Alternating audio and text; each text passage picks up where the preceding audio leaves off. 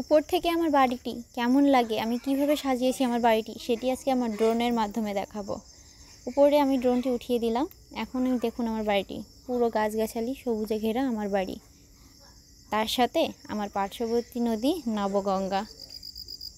আমার বাড়ির চারিধারে কিন্তু আমি বারবারই বলি গাছগাছালিতে ভরা। আমার এই বাড়ির পরিবেশটি দেখুন এখনও কত সুন্দর, কিন্তু এরকম পরিবেশ কিন্তু আমাদের পুরো বাংলাদেশটিতেই ছিল। কিন্তু কিছুদিন একটা দিনের একটা ঘন্টার কয়েক ঘন্টার ব্যবধানে আমার বাংলাদেশের প্রায় 4টি জেলা আজ পানির তলে বিলীন হয়ে গেছে।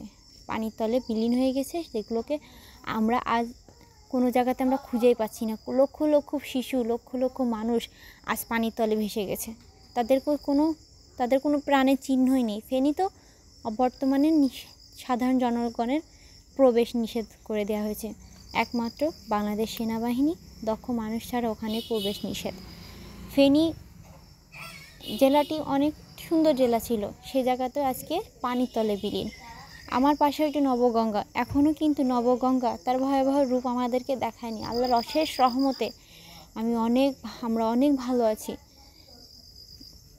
কিন্তু আজ আমাদের এই নদীর কারণেই হয়তো আমার চারটি জেলা, আমার দেশের 4টি জেলা আজকে বিলীন হয়ে গেছে। কিছু বলার থাকে না, তারপরেও বলতে হয়। বন্যার্তদের কথা ভাবলে নিজেদের গায়ের লোমগুলো শিহরিত হয়ে যাচ্ছে। তারা আজকে কী পরিমাণ কষ্ট দুর্ভোগের মাঝে তারা তাদের জীবনগুলো কাটাচ্ছে। তারা হয়তো বাঁচতেও পারে, আবার কেউ মারাও যেতে পারে। লক্ষ লক্ষ শিশু, লক্ষ লক্ষ মানুষ তো অলরেডি মারা গেছে।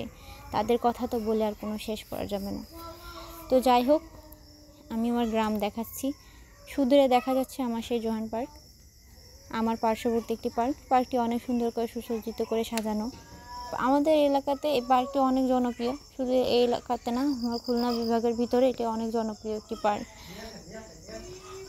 আর তার পার্শ্ববর্তী যে চিকন একটা লম্বা করে চলে গেছে এঁকে বেঁকে আমার গ্রামের রাস্তা। দূর থেকে দেখা যাচ্ছে সুইমিং পুল আমার জোহান পার্কের। পার্কটি এরিয়া কিন্তু অনেক বড়। তার পার্শ্ববর্তী দিয়ে চলে গেছে আমার বিশ্ব রোড।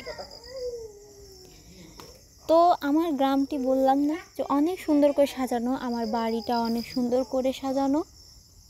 আর এই যে পাশে ধান ক্ষেত, আর ওই যে দূরে দেখা যাচ্ছে নবগঙ্গা। আমার নদীর কথা ভাবলেও এখন আমার ভয় হচ্ছে যে হয়তো আমরাও এরকম প্রাণহানির সামনে পড়তে পারি। নদী মানে একটা সময় ছিল যে নদী আমাদেরকে উপকার করে, কিন্তু নদী উপকারের সাথে সাথে কিন্তু অপকারও অনেক বেশি করে।